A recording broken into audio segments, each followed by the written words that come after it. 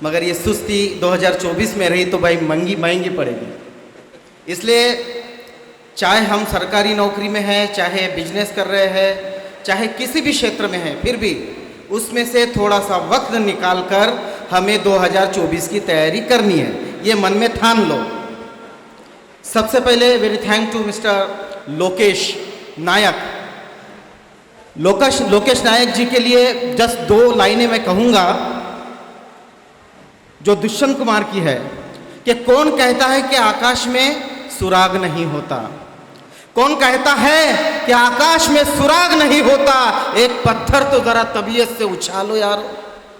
वो पत्थर लोकेश नायक जी ने बेंगलोर के आकाश में उछाला और उस पत्थर से जो आसमानी ताकत की बीजेपी को जो लगता था कि वो कभी हार नहीं सकते, उसको जमीन पर गिरा दिया। ऐसे लोकेश जी का हम इस चंद्रपुर के महान इस शहर में तहे दिल से स्वागत करते हैं।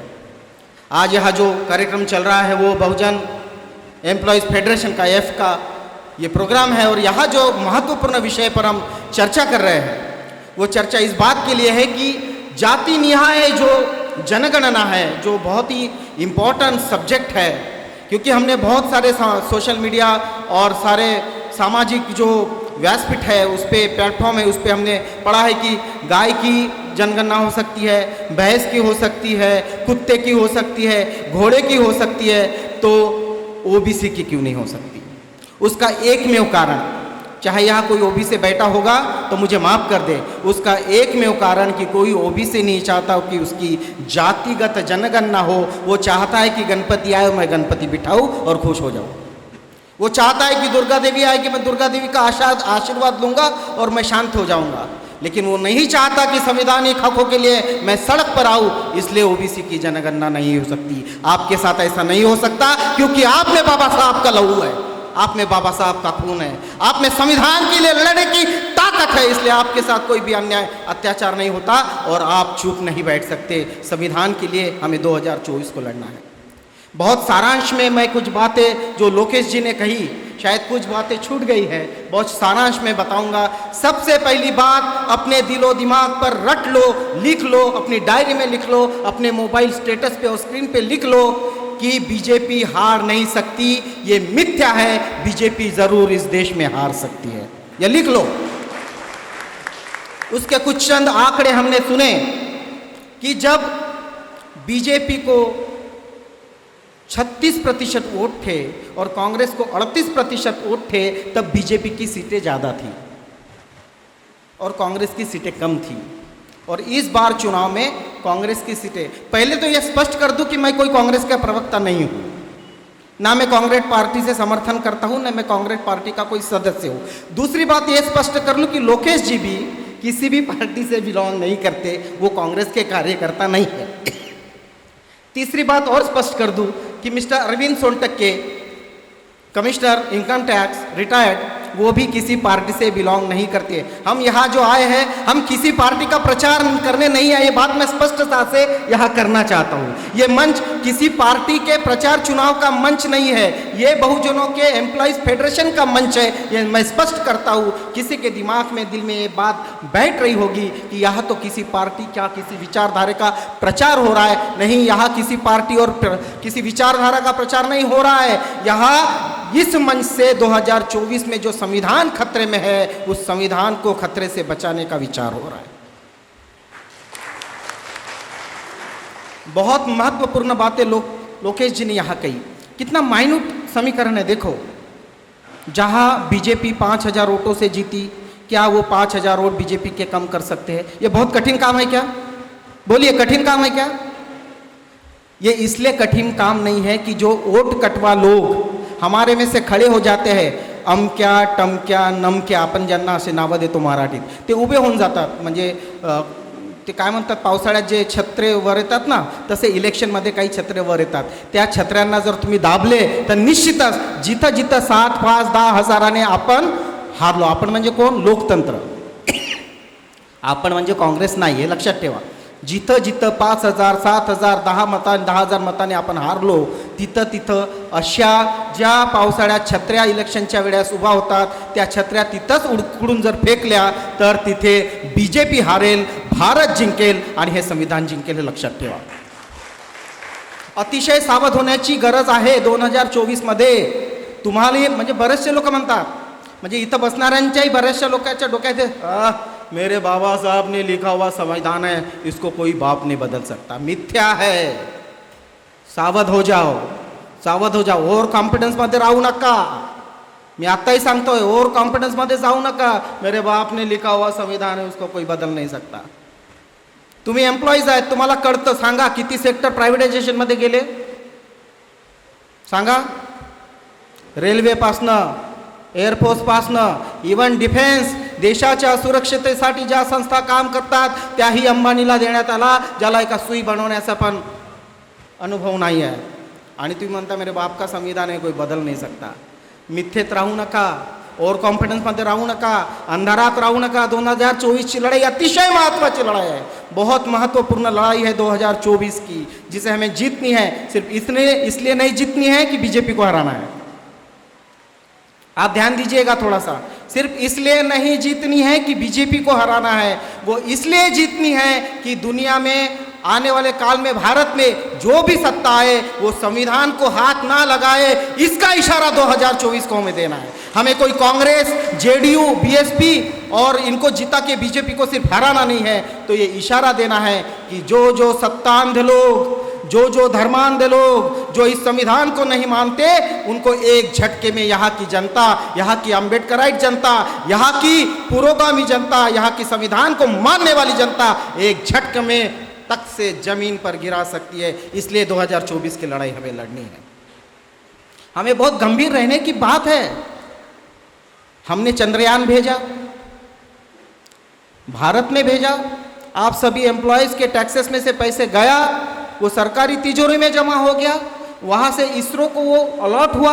संविधान में इसकी अमिटमेंट है, वैज्ञानिक दृष्टिकोन जपण्याचा अमिटमेंट बाबासाहेबांनी संविधानात केलाय, म्हणूनच हे चंद्रयान चंद्रापर्यंत पोहोचला है. लक्षात ठेवा. बाबासाहेब नसते, बाबासाहेब नहीं होते लोकेश जी, और संविधान में विज्ञान को आगे ले जाने की बात नहीं लिखते, तो आप चंद्रयान चंद्र पे नहीं भेज पाते थे.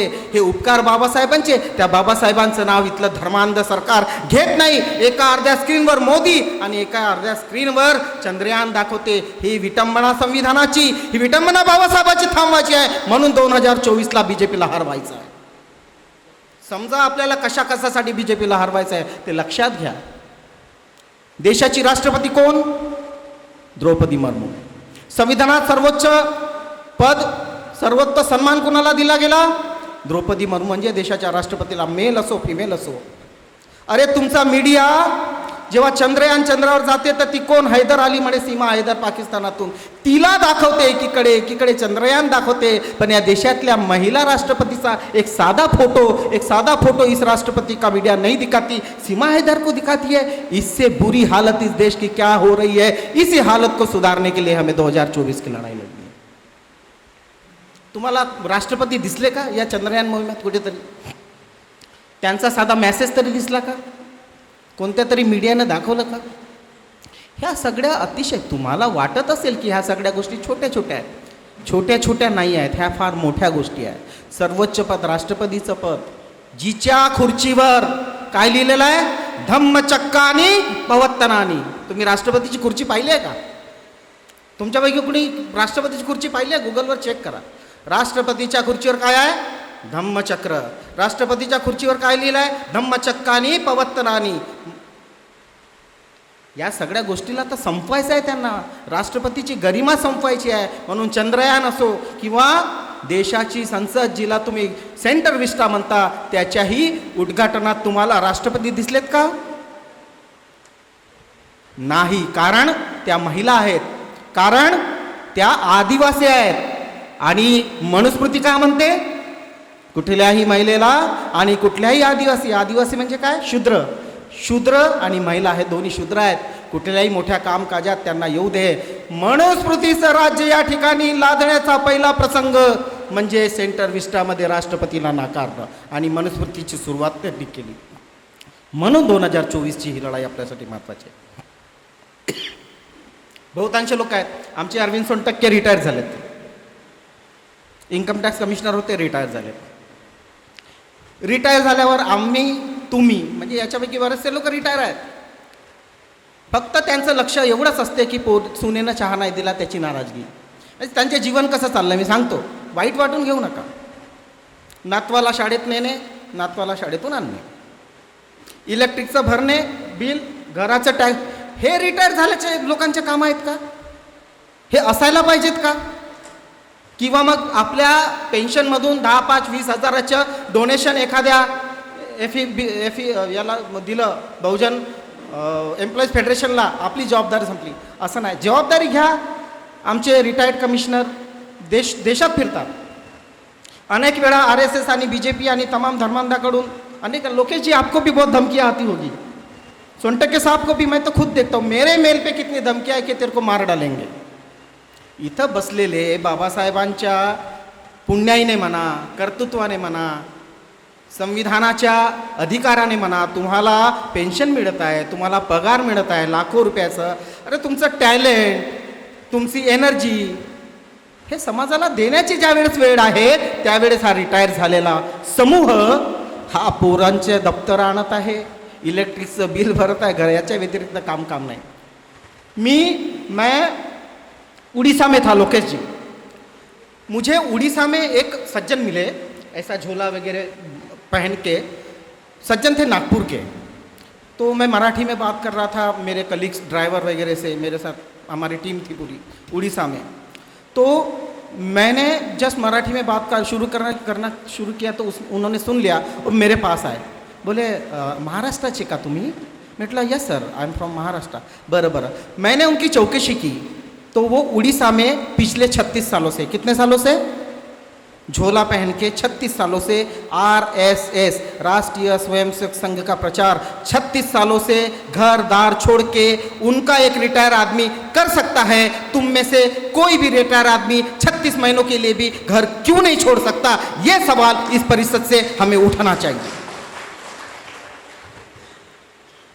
मैं बेंगलोर में भी था, कर्नाटक में भी था लोकेश जी. आप जब ये सब कैंपेन चला रहे थे उसको मैं ऑब्जर्व कर रहा था. यानी आपने जितनी भी बात कही कि बहुत सारे जो कम्युनिटीज़ है, चाहे जमात, लगभग जमात म्हणजे मुस्लिमांची जमात असते, म्हणजे वेगवेगळ्या मुस्लिमांच्या संघटनेला जमात म्हणतात. जमाते हिंद, जमाते इस्लामी. तुम्ही जमातचा अर्थ वेगळा घेऊ नका. मुस्लिमांचे वेगवेगळे संघटन म्हणजे जमात. क्रिश्चियन मिशनरीज, आदिवासी, यस, या सगळ्यांनी ये सब लोग मिलके जिस तरह से लड़े, कर्नाटक में मैंने अपने आंखों से देखा.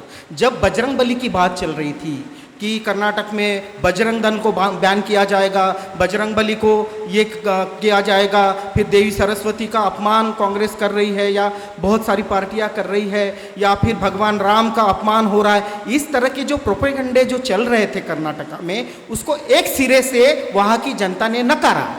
त्याचं एकमेव कारण असा की कर्नाटकाची जनता खूपच धर्माच्या मागे वेडी आहे. म्हणजे तुम्ही लक्षात घ्या, कर्नाटक की जनता धार्मिक है, बहुत धार्मिक है, पर उनका धर्म उनके घर तक है.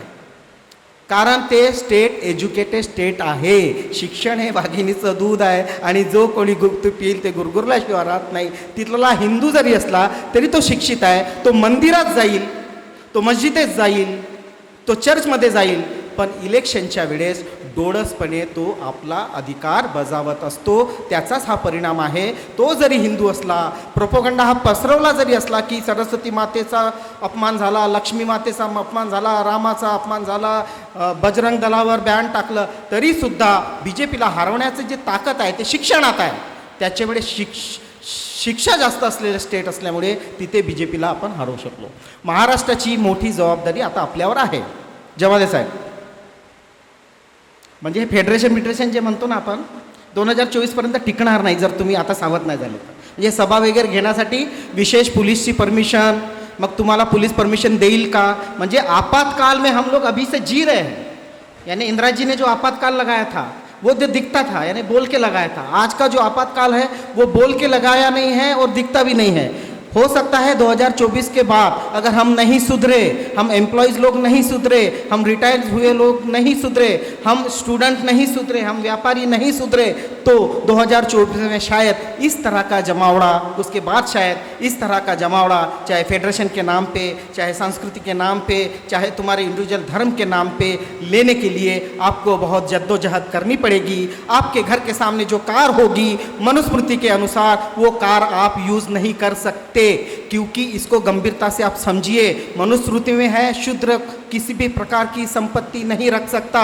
अगर 2024 के बाद आप ये पहले आप नहीं सुधरे, आप जागरूक नहीं हुए, भले आपके खाते में करोड़ों रुपए के पेंशन हो, भले आपका बड़ा बंगला हो, भले आपके सामने बहुत बड़ी आविष्कार हो, आपके अगर अधिकार मनुस्मृति के संविधान आने के बाद छीन ले जाए तो आप अपनी ही गाड़ी को अपनी ही चाबी से, जिसमें आपके ही पेट्रोल से पैसों से पेट्रोल भरा है, उसको सेल्फ नहीं मार सकेंगे. इतनी गंभीरता है, इसलिए अभी हम लोग इसकी चर्चा इस संबंध से कर रहे हैं. ये कोई मजाक वाली बात नहीं है कि भाई कोई तो भी बेंगलोर से आया है, उसने कुछ तो भी उधर डाटा कलेक्शन वगैरह किया है, उसको सुनना है. कोई तो भी सोनटेक के साहब है, वो अभी महाराष्ट्र में घूम रहे हैं, बस 1 घंटे के लिए तो सुनना है, फिर रात को क्या घर में खाना मटन बनाएंगे, संडे है, ख़त्म. इतनी सोपी सादी ही गोष्ट नाही, इतकं सरळ ही गोष्ट नाही आहे की भाई है जवादे साहब फेडरेशन चला रहे हैं, ये कर रहे हैं, लोगों को इकट्ठा कर रहे हैं. जाएंगे जवादे साहब क्या कर रहे हैं वो देख लेते हैं. खाना वाना रखा उन्होंने भी है, घर में खाने का तो वहाँ खा लेंगे. इतक्या साध्या भावनेनं तुम्ही कुठल्याही कार्यक्रमात आता याच्यानंतर सामील होऊ नका. गंभीर होण्याची वेळ आहे. शिक्षणात तुमच्या पोरांची स्कॉलरशिप, विदेशी जाण्याची शाहू महाराजांच्या नावावर असलेली एकही स्कॉलरशिप यावर्षी महाराष्ट्र सरकारने दिलेली नाही. मागच्या 3 वर्षापासून कोणतीही scholarship schedule caste schedule tribe विद्यार्थ्यांच्या खात्यात आलेली नाही. खोटं बोलत असेल तर सामाजिक न्यायाच्या ऑफिसमध्ये जाऊन तुम्ही त्याचा डाटा काढू शकता. इवन जेव्हा शिवाजी पार्कवर आमचे स्कॉलर जे PhD करण्यासाठी बसले आहे त्यांची वर्षाची स्कॉलरशिप दिली नाही, त्यांना तिथे लढावं लागलं. पण हे सगळं न देता कुंभाच्या मेळ्यात करोडो अब्जो रुपये फक्त नंग्या पुंग्या साधूंच्या नावावर असे गंगेत वाहवले जातात. ह्या सगळ्या परिस्थितीतून बाहेर निघण्यासाठी 2024ची लढाई. अब नहीं तो कभी नहीं. ये मत सोचना कि मेरा बेटा इंजीनियर हो गया है तो सब खत्म हो गया, बस हो गया, मेरा बेटा MBA हो गया, IIT हो गया. ये मत सोचना. तुम्हारा बेटा चाहे MBA हो जाए, चाहे IIT हो जाए, चाहे फॉरेन से MS हो जाए, अगर वो विदेश में है तो सुखी रहेगा. अगर स्वदेश में आएगा और स्थिति ऐसे ही रहेगी तो मनुस्मृति के अनुसार यहाँ की नारी तो शूद्र है ही, यहाँ का जो बाकी वर्ग है जिसमें OBC आता है, VJNT आता है, जिसमें शेड्यूल कास्ट शेड्यूल ट्राइब आता है, अल्पसंख्यक आता है, वो पढ़ा लिखा होने के बावजूद भी नौकरी नहीं कर पाएगा.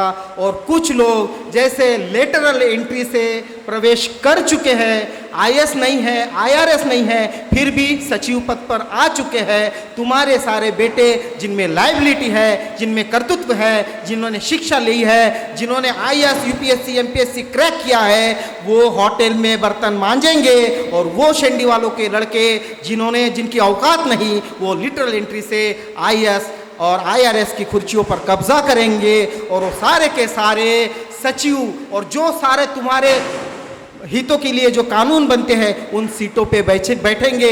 जैसे हम न्यायपालिका में देख रहे हैं कि कॉलेजियम से जज बन रहे हैं और हमें न्याय नहीं मिल रहा है, वैसे हम एडमिनिस्ट्रेशन में देखेंगे कि लेटरल एंट्री से अधिकारी आ रहे हैं और तुम्हारे अधिकारियों को युग कग्गज जैसे जला रहे हैं. इसलिए सावधान होने की ज़रूरत है. बस ज़्यादा बोल चुका होगा तो माफ़ करिएगा.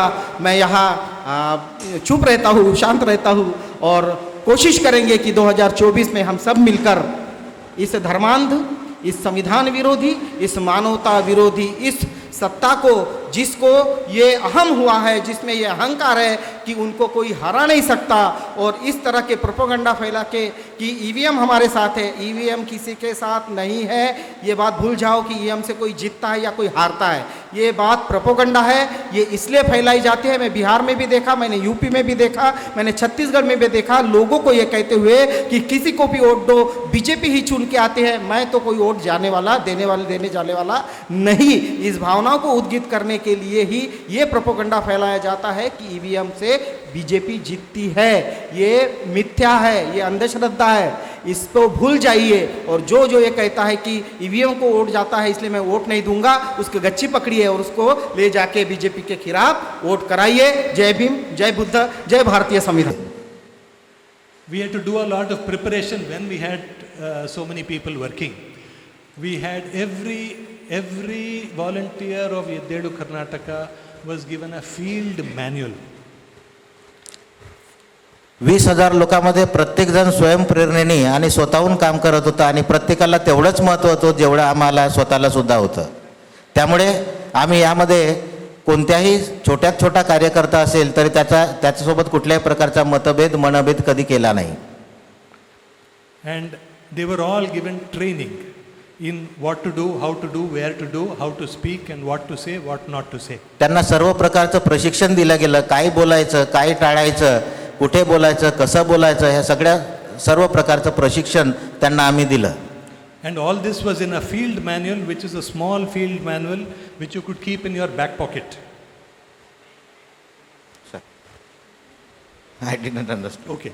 Yeah. It was the field manual and all these details. Okay, आम्ही त्याचं एक मॅन्युअल तयार केलं आणि ते मॅन्युअल म्हणजे छोटीशी पुस्तिका जी आहे ते प्रत्येक कार्यकर्त्यांनी आपल्या खिशामध्ये ठेवली आणि जनतेला पण ती Keep in the वितरित केली. back pocket.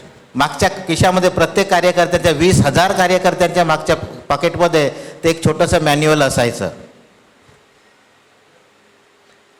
There were three significant things that we had. We managed to get 112 organizations from across Karnataka to come and work together for Yeddedu Karnataka.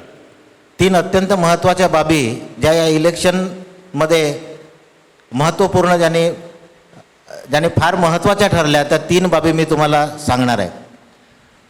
All the grassroots organizations with 3 people, 4 people, 5 people, they were also pulled into Yeddedu Karnataka. अगदी जमिनीवर काम करणाऱ्या कर्नाटकामध्ये जेवढ्याही काही सामाजिक संघटना होत्या त्या सर्व एकत्रित झाल्यात आणि एकत्रितपणे काम करायला सुरुवात केली. The highest intellectuals of Kannada literature, Devanur Mahadeva, Du Saraswati, Rehmat Tarikere, all of them gave us support and they came out and spoke in our favor.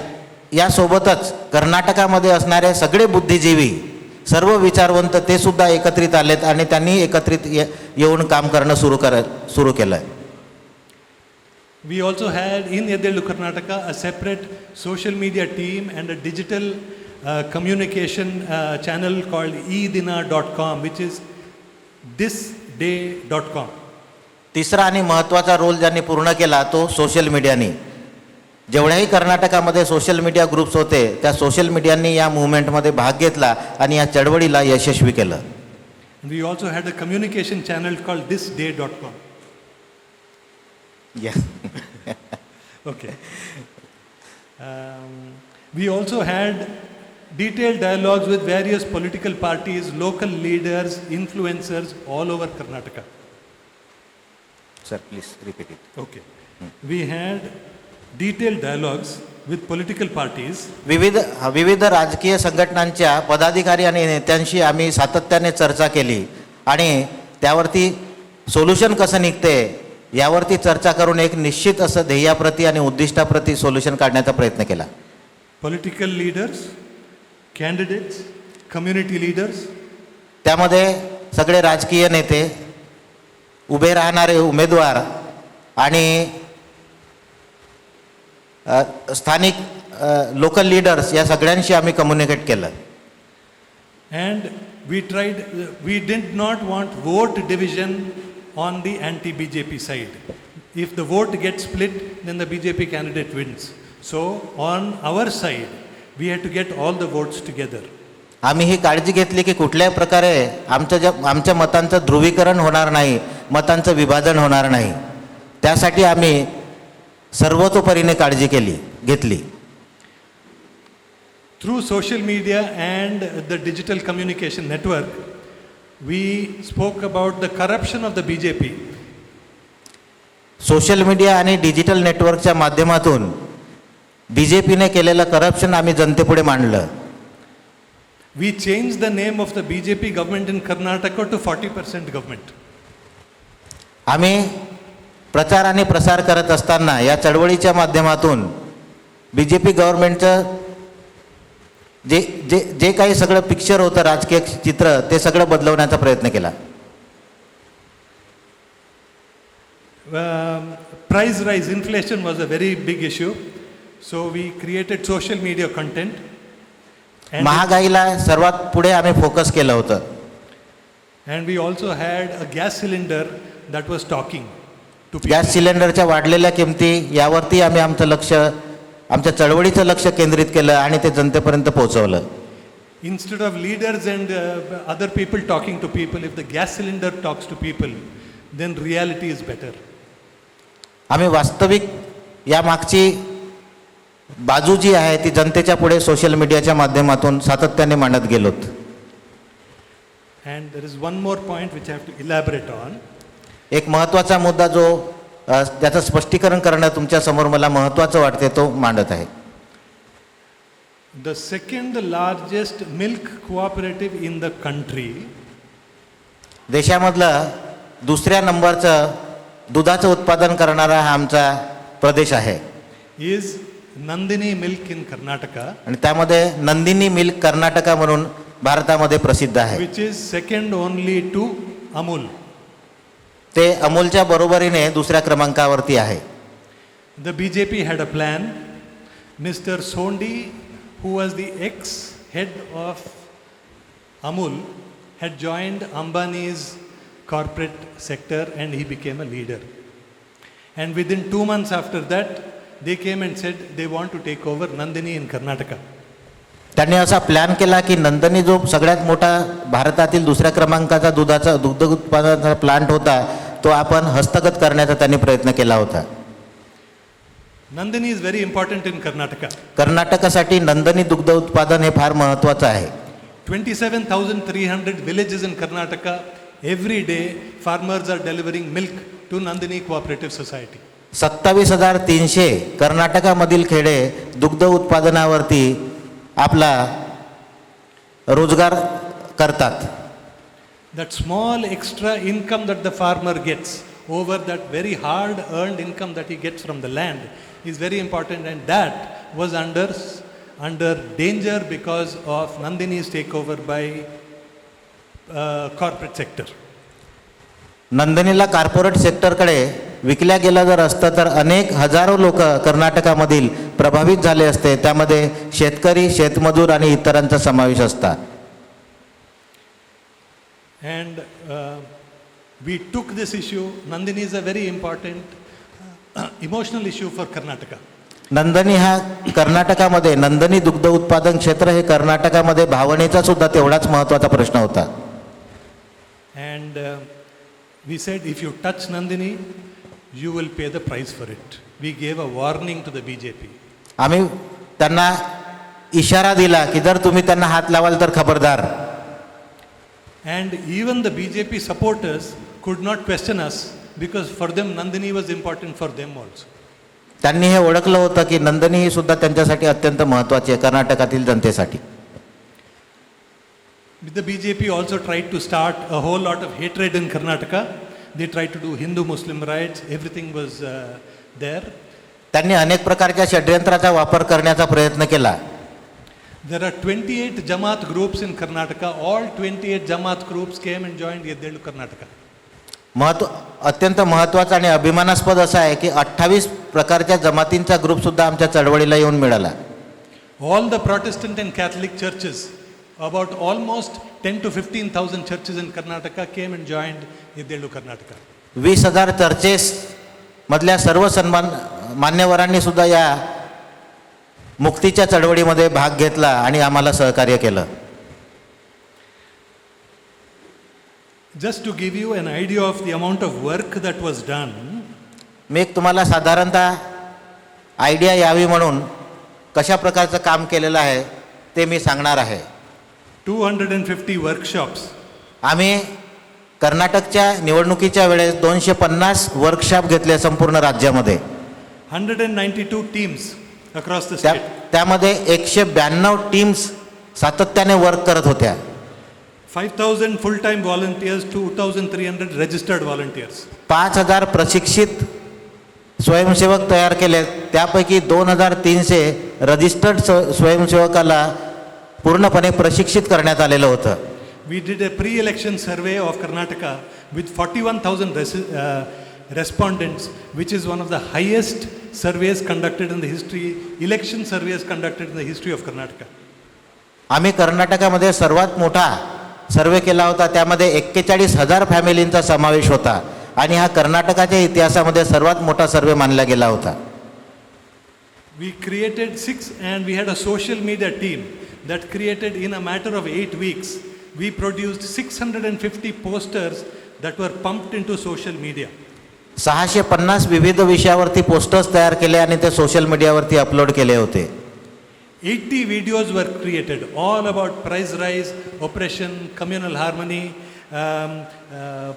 corruption, everything. We had 80 videos and that was also pumped into social media. वेगवेगळ्या विषयावर जनतेला मार्गदर्शन करणारे आम्ही 80 video तयार केले होते, ज्यामध्ये जातीयत्वाचा मुद्दा होता, महागाईचा मुद्दा होता, शिक्षणाचा मुद्दा होता. अशा वेगवेगळ्या मुद्द्यावरती 80 प्रकारचे व्हिडिओ तयार केले आणि ते सोशल मीडियावरती आम्ही लोकांपर्यंत सोशल मीडियाच्या माध्यमातून पोहोचवलेत. 7 वेगवेगळे फोटो अल्बम्स तयार केले, ज्यामध्ये कर्नाटकामधील वस्तुस्थिती, ग्राउंड रियालिटी काय असेल हे जनतेपर्यंत पोहोचवण्याचं काम आमच्या 5,000 टीमनी केलेलं आहे. 10 lakh copies of printed literature were distributed all over Karnataka in 6 to 7 weeks. 10 lakh printed पत्रिका तयार केल्या आणि त्या प्रत्येक घराघरामध्ये आम्ही पोहोचवल्यात. 49 candidates were made to withdraw from the electoral race because we did not want the votes to get split. विधानसभेच्या 49 उमेदवार ज्यांनी नामांकन भरले होते त्यांना वापस घ्यायला लावले, कारण त्यांना वापस घेण्यामध्येच आमचा विजय होता. त्यांना तसं सांगण्यात आलं, त्यांना कन्व्हिन्स केलं, ते मानलेत आणि आज चित्र जे आहे ते सगळं आपल्यापुढे दिसतं आहे. या दरम्यान आम्ही जवळपास 100च्या वरती प्रेस कॉन्फरन्सेस घेतल्या, पत्रकार परिषदा घेतल्या, त्या माध्यमातूनही ही चळवळ लोकांपर्यंत पोहोचवण्याचं काम केलं आहे. 75 conferences, some as big as this, some very small, with 30-40 people were conducted. आपण जसे कॉन्फरन्सेसला आज बसलो आहोत, अशा प्रकारच्या मोठ्या मोठ्या 75 कॉन्फरन्सेस परिषदा घेतल्या. या परिषदाच्या माध्यमातून आमचं प्लॅन लोकांपर्यंत पोहोचवलं. In 8 weeks, 31 districts and 150 taluks were visited. 31 districts and 150 taluks were. आम्ही 8 आठवड्यामध्ये 31 जिल्हे आणि 150 तालुक्यांना यशस्वीपणे भेट दिली. And all together with 112 organizations from across Karnataka. आणि यामध्ये हे सगळं करत असताना कमीपासून सुरुवात झाली, परंतु 112 विविध जाती जमातीचे, धार्मिक अल्पसंख्याकाच्या सर्व संघटना आमच्याशी जोडल्यात. We produced literature and videos in 5 languages: Kannada, Urdu, Konkani, Tulu and English. आम्ही वेगवेगळ्या भाषेमध्ये माहिती पत्रकं तयार केले, त्यामध्ये Canada, Urdu, English, Tulu, Tulu Konkani and English. आणि इंग्लिश अशा विविध भाषांमध्ये आम्ही माहिती पत्रिका तयार केल्यात. We made a small booklet of the promises that the BJP made which they did not keep, and the booklet on the face had a lotus in the upside down position. Yes sir, please repeat that. Booklet. That is, the BJP made many promises Okay. before in the previous government. The आधी promises आधी they made, आधी हां यापूर्वी they did not keep the Yeah. promises. Okay. We made a booklet of the promises that they made and did not keep. Okay. And on the cover we had a lotus upside down. भाजपाने जे वचन जनतेला दिलं होतं ते कसं पाळलेलं नाही आणि लोकांसोबत कसा धोका केला हे सगळं आम्ही त्या बुकलेटमध्ये छापलं आणि लोकांपर्यंत घराघरामध्ये पोहोचवण्याचं काम केलं.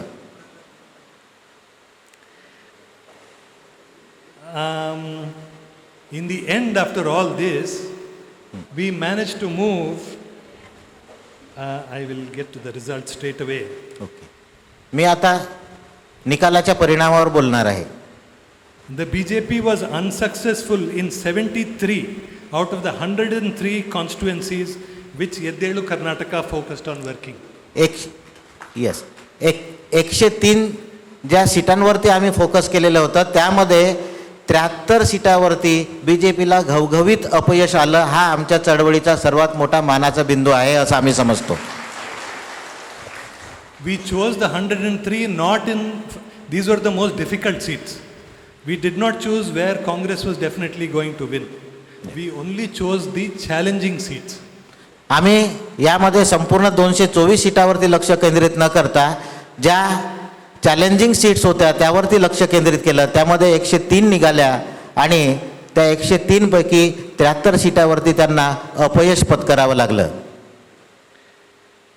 And among the 73, this is very important, please note, in the 73 constituencies that the BJP lost, 8 of the constituencies the BJP lost by less than 5,000 votes. 73 विधानसभा क्षेत्रामध्ये किती Less than 5,000 votes. असे अनेक विधानसभा क्षेत्र होते ज्यामध्ये फक्त 5,000 पेक्षाही कमी फरकाने बीजेपीच्या कॅन्डिडेटला पराभव पत्करावा लागला. हे आमच्या चळवळीचं आणखी दुसरं यश आहे. And Yeddelu Karnataka's contribution to that constituency was only 10, 12, 13, 14,000 votes. So what would have gone to the BJP was pulled in our direction. इतर काही भागामध्ये ते 10,000 किंवा 15,000च्या फरकाने सुद्धा अयशस्वी झालेले आहेत. In another seven constituencies, the BJP lost between 5 and 10,000 votes. 7 अशा कॉन्स्टिट्युएन्सी होत्या तिथे फक्त 5,000 पेक्षा कमी मतांनी सुद्धा त्यांना पराभव पत्करावा लागला. So या I'd like to quote Mr. Yogendra Yadav. When me he- प्रसिद्ध लेखक योगेंद्र यादव यांचं एक कोटेशन तुमच्यापुढे सांगायची माझी इच्छा आहे. In the 103 constituencies where Yeddelu Karnataka worked, हां in the कर्नाटकामध्ये ज्या 103 विधानसभा क्षेत्रामध्ये एडेलू कर्नाटका म्हणजे जागो कर्नाटका हा आम्ही जो अभियान चालवला होता जिथे आम्ही काम केलेलं आहे. the BJP tally fell from 60 seats in 2018 to 31 in 2023. 2018 मध्ये 60 seats. 60 सीटावरती ते अयशस्वी झालेत. And हा 2018 मध्ये ते 60 सीटावरती यशस्वी झाले होते. ते आता now they came to 31. 60 वरून त्यांना 31 वरती आम्ही आणलेलं आहे. हे आमच्या चळवळीचं फार मोठं यश आहे असं आम्ही समजतो. 2018 मध्ये जे 60 वरती होते त्यांना आम्ही 31 वरती आणलेलं आहे. And Congress went from 31 to 60. आणि या चळवळीचा दुसरा परिणाम असा झाला की जिथे काँग्रेसला केवळ 31 सीट्स मिळाल्या होत्या त्या अगदी डबल होऊन 62 झाल्यात. So at this point I would like to just add, how do we defeat the BJP? आम्ही त्यांचा पराभव कसा केला. Everything that I've said may sound very complicated, too much data, don't worry about it. आम्ही जो data तयार केलेला आहे हा फार कॉम्प्लिकेटेड असल्यामुळे मी इथे मांडत नाही. It is all simple common sense application. You just have to get down, sit, start working, finished. We can defeat them. आपण सर्वसाधारण विचार आणि नियोजन करून हे सगळं करू शकतो जे आम्ही कर्नाटकामध्ये करून दाखवलेले आहे. The BJP has created a mind game for the last 10 years. They try to convince you that that you cannot defeat them. बीजेपीने एक प्रकारची आपली मानसिकता अशी बनवलेली आहे की आपण त्यांना हरवू शकत नाही. ही मानसिकता आपल्या अंतर्मनामध्ये घट्ट बसलेली आहे. The strength on the ground is on our side. ताकदीचा विचार आणि मतांचा विचार केला तर आपली मतांची संख्या अनेक पटीने त्यांच्यापेक्षा जास्त आहे हे सत्य आपल्याला स्वीकारावं लागेल. It is only power, manipulation, abuse of ED and CBI, abuse of the media, and just forceful tactics that is making the BJP win. विविध प्रकारच्या षडयंत्राचा परिणाम ते सातत्याने करत असतात याची जाणीव आपल्याला ठेवावी लागेल. Amit Shah is not a smart man. He is just a lone recovery agent who has been made the home minister of our country. Yeah. No? Yeah, got it. Okay. Many doubts will be created in our minds. Number one, आपल्या मेंदूमध्ये विविध प्रकारच्या शंका कुशंका निर्माण जाणीवपूर्वक केल्या गेलेल्या आहेत. BJP is not defeatable. जसे की आपण त्यांचा पराभव कधीही करू शकत नाही, ही नकारात्मक मानसिकता. That is not true. BJP can be defeated. Number one. Number two, EV, electronic voting machine manipulation is happening. दुसरं, इलेक्ट्रॉनिक वोटिंग मशीनमध्ये गडबड. Electronic voting machine cannot be manipulated. माझ्या मते इलेक्ट्रॉनिक वोटिंग मशीनला मॅनिप्युलेट करता येत नाही असं माझं वैयक्तिक मत आहे. If they could manipulate the electronic voting machine, why did they lose in West Bengal and Karnataka? It cannot be manipulated. Don't even let that. It cannot be manipulated. It is very simple. They want to put the doubt into you on the head so that you don't go and vote tomorrow. Simple. Yes, psychological tactic है. जर असं झालं असतं तर कर्नाटकामध्ये त्यांचा पराभव झाला नसता, परंतु त्यांनी मॅनिप्युलेट करता ते अशी सायकॉलॉजी तयार केली, मानसिकता तयार केली. हे माझं वैयक्तिक मत आहे असं मी मानतो. And the BJP is masters of creating a wave. The BJP wave, Narendra Modi wave.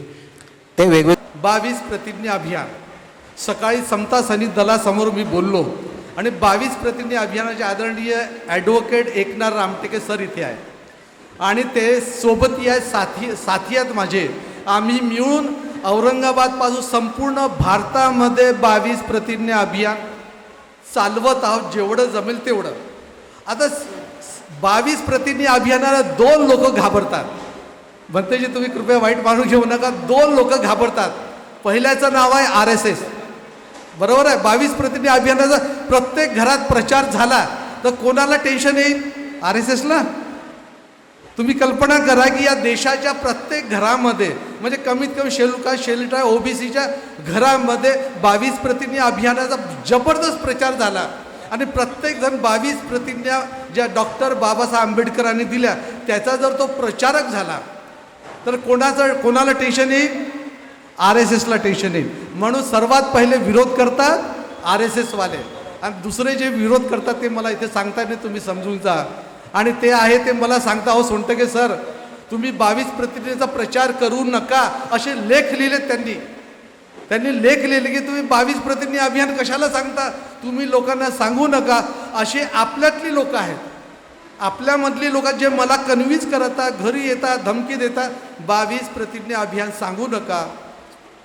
तर हे 22 प्रतिज्ञा अभियानाच्या निमित्ताने आम्ही जो जातीमुळे शोषित आहे, तुडित आहे, पीडित आहे, दुखी आहे, या सर्वांना बुद्ध धम्मा म्हणजे पॉलिटिकल तो दुसरा धर्म नाही बरं का, जे बाकी धर्मांचे नावं घेतली, मी धर्माचं नाव घेणार नाही, कारण बुद्ध धम्म हा कुठलाही धर्म नाही आहे. या बुद्ध धम्मामध्ये आणण्याकरता 22 प्रतिज्ञा अभियान आहे. म्हणून आम्ही त्याला म्हणतो बाबासाहेब करे पुकार, बौद्ध धम्म का करो स्वीकार.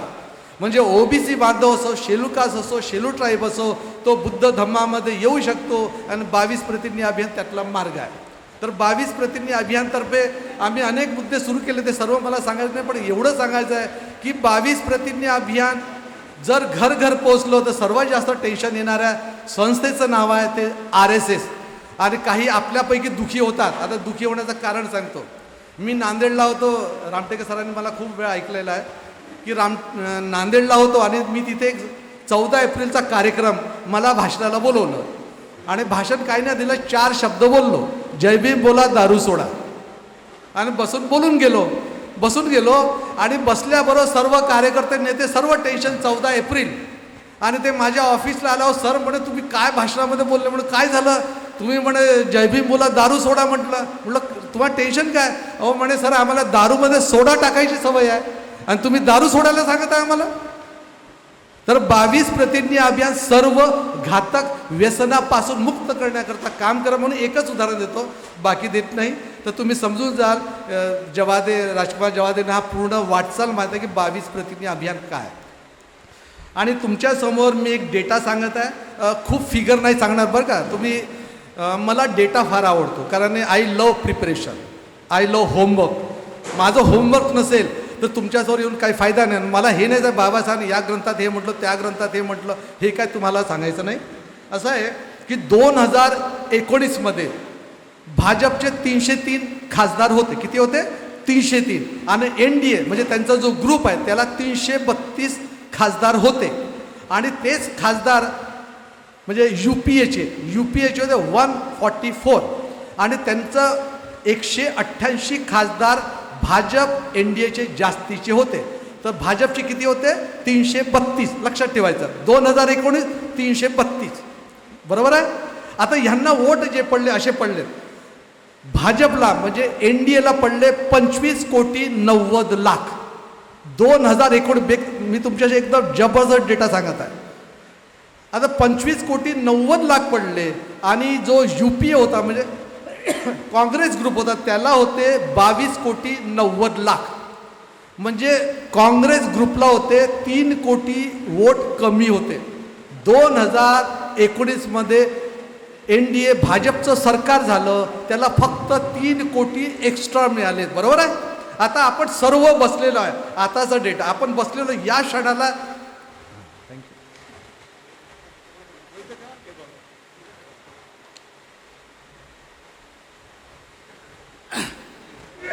आपण जेव्हा बसलेलो आहोत तर यांचे NDA म्हणजे भाजपचे टोटल आमदार या क्षणाला आहेत 1704. फिगर लक्षात ठेवा. भाजपचे आणि त्यांच्या सहकारी लोकांचे किती आमदार आहेत? 1704. आणि आता इंडिया जो ग्रुप फॉर्म झाला आहे म्हणजे त्यांचे अपोजिट त्यांचे 1793. 1793 एवढे आमदार इंडिया या ग्रुपचे आहेत. आता भाजप म्हणजे NDAचे वोट आज आपण बसलेलो, आज आपण किती वोट आहेत त्यांचे वोट आहेत 23 कोटी 20 लाख. त्यांचे वोट आहेत NDAचे आमदारांना मिळालेले या क्षणाला. आणि या क्षणाला बघितलं तर इंडिया ग्रुपला म्हणजे त्याच्या सर्वच आले, म्हणजे जनता दल आलं, सर्व गट आले, JDS आलं, त्यांना 26,80,00,000. आज इंडिया ग्रुपला 3,60,00,000 वोट्स जास्त आहेत. म्हणजे आज भाजप भारतातून तडीपार व्हायच्या तयारीत आहे. आज भारतामध्ये अवस्था आहे तुम्ही आणि मी म्हणजे प्रीतमनं म्हटलं, लोकेशनं म्हटलं, त्यांचा डेटा पूर्ण घेतो माझं संपवतो.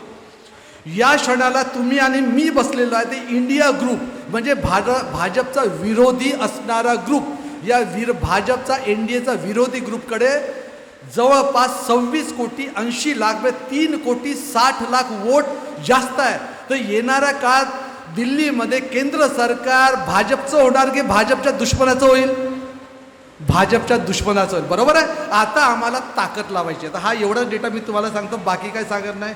मी सर्व ग्राफ गुगलवर इलेक्शन कमिशन ऑफ इंडिया याच्यावर सर्व डाउनलोड केलं, ते का मी तुम्हाला सांगणार नाही. एक पुस्तक तुम्हाला दाखवायचं आहे, राणा अयूबने लिहिलेलं आहे. कोणी वाचलं का? वाचलं असेल ग्रेट, नाही वाचलं नो प्रॉब्लेम. राणा अयूब म्हणजे ही तहलकामध्ये काम करायची. मी तुम्हाला डायरेक्ट एक डेटा देते, ह्याच्यातला डेटा देत आहे. राणा अयूब ही तहलकामध्ये काम करायची आणि हिने स्टिंग ऑपरेशन केलं. आणि अमित शहाने किती लोकांचे खून केले याच्यात लिहिलेलं आहे. अमित शहा कोण आहे? देशाचा गृहमंत्री आहे. त्याला गुजरातमध्ये पोलिसांनी पकडलं होतं. बरोबर आहे. गुजरातमध्ये पकडलं होतं. बघा तुम्हाला महत्त्वाचा मुद्दा सांग, गुजरातच्या पोलिसांनी पकडलं. ज्या पोलिसांनी पकडलं त्याच्या याच्यात आहे, याच्यामध्ये इशरात जहानचा एन्काउंटर दिलेला आहे. तिला लष्कर तोबाचं सांगू त्या एक निष्पाप मुलीचा एन्काउंटर करण्यात आला. पण कोणी सांगितलं? ह्याच्यात आहे. शोहराबुद्दीन शेख ह्याचा एन्काउंटर करण्यात आला. ते कोणी सांगितलं? ते याच्यात दिलेलं आहे. आणि कसुरी बेन गुजरातीमध्ये म्हणतात, बेन म्हणतात तिकडे. तर तिचाही एन्काउंटर करण्याकरता कोणी सांगितलं? मी आत्ताच नाव बोललो की नाही. याचा अर्थ असा आहे की भारताचा गृहमंत्री होण्याच्या लायकीचा आहे का हो? अजिबात नाही. मी आता वेळ नाही ना, तुम्हाला एक एक नावं सांगणार. DGPचा इंटरव्ह्यू दिला, कमिशनर ऑफ पोलीसचा इंटरव्ह्यू दिलेला. इंटेलिजन्स ब्युरोचा दिलेला आहे, ह्या सर्वांचा याच्यात दिलेला आहे. आता याचा अर्थ असा आहे की आज आम्हाला महाराष्ट्रातून आणि भारतातून भाजप व RSS संपवायचं आहे. आजची मीटिंग ऐतिहासिक काय होणार त्याच्याकरता मी बोलत आहे. आणि महाराष्ट्रामध्ये 288 जागा आहेत. किती? 288 जागा. मागच्या वेळेला 105 जागा BJPने जिंकल्यात. 105 सर्व डेटा मी जवादे साहेबांकडे पाठवणार मी. त्या डेटामध्ये विनिंग मार्जिन काढलेलं आहे आणि सेकंड आणि थर्ड म्हणजे हरलेत त्यांचं टोटल काढणार. आणि जसं लोकेश नाईकनं सांगितलं की जिथे ते 5,000 म्हटले, मी 2,000 ते 20,000 मतांनी भाजप तिथे जिंकली. बघा पुन्हा म्हणा, जिथे 2,000 ते 20,000 मताने भाजप जिंकली तिथे त्यांना संपवण्याकरता आपली ताकद लावायची आहे. तो डेटा मी देणार. म्हणजे पूर्ण ग्रुप काम करत आहे. आता याच्यात असं आहे की बा 288 पैकी मागच्या वेळेला 87 लाख वोट शिवसेनेला पडले होते. 85 लाख वोट ह्यांना पडलेत, काँग्रेसला पडलेत आणि 58 लाख वोट NCPला पडलेत. आता याचा अर्थ असा आहे की BJPला 1,43,00,000 वोट पडले. 2019मध्ये BJPला वोट किती झाला? 1,43,000. पण सध्या मला असं वाटते की भाजपाला महाराष्ट्रामध्ये 288 एवढे जे विधानसभेचे मतदारसंघ आहेत, त्यावेळेला 1,43,00,000 म्हणजे 143 लाख वोट पडले. याचं महत्त्वाचं कारण होतं की शिवसेना त्यांच्यासोबत होती. बरोबर आहे? शिवसेना मागच्या वेळेला भाजप सोबत होती. आता हे सरकार कसं आहे? आता मी इन्कम टॅक्समध्ये सांगितलं, मी होतो खोके सरकार. बरोबर आहे की नाही? खोके सरकार आहे. आणि करप्शन कसं होतं हे काय मी इथून तुम्हाला सांगणार नाही. पण हे पृथ्वी तलावचं सर्वात भ्रष्टाचारी सरकार म्हणजे आताचं खोके सरकार.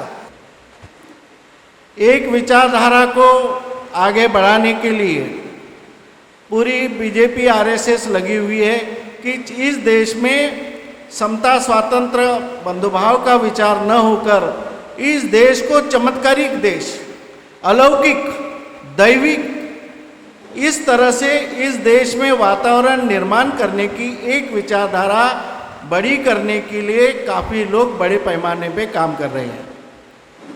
अब दूसरी विचारधारा जो है बाबा साहब की विचारधारा, जो बाबा साहब ने बताया कि हमें इस देश में समता, स्वातंत्र, बंधुभाव और निरीश्वरवाद, अनात्मवाद, इस तरह से जो पवित्र और तर्क बुद्धि पे विज्ञान के आधार पर ऐसी विचारधारा इस देश में हमको लाना है. तो हमारे में से कुछ भिक्खु संघ जो है, कुछ लोग तो बाबा साहब का नाम भी नहीं लेते. किसी ने उसको, किस भिक्षु को जय भीम अगर कहा, गलती से भी अगर जय भीम कहा तो उनको बड़ा गुस्सा आता है. क्या भिक्षु से रिश्ता नाता करना है? अरे जय भीम ये शब्द इतना बुरा है क्या? अगर भिक्षु को किसी ने जय भीम कहा तो गुस्सा आने वाली कोई बात ही नहीं है. लेकिन ये इस तरह से वातावरण क्यों निर्माण हो रहा है और ऐसी अंधश्रद्धा फैलाई जा रही है?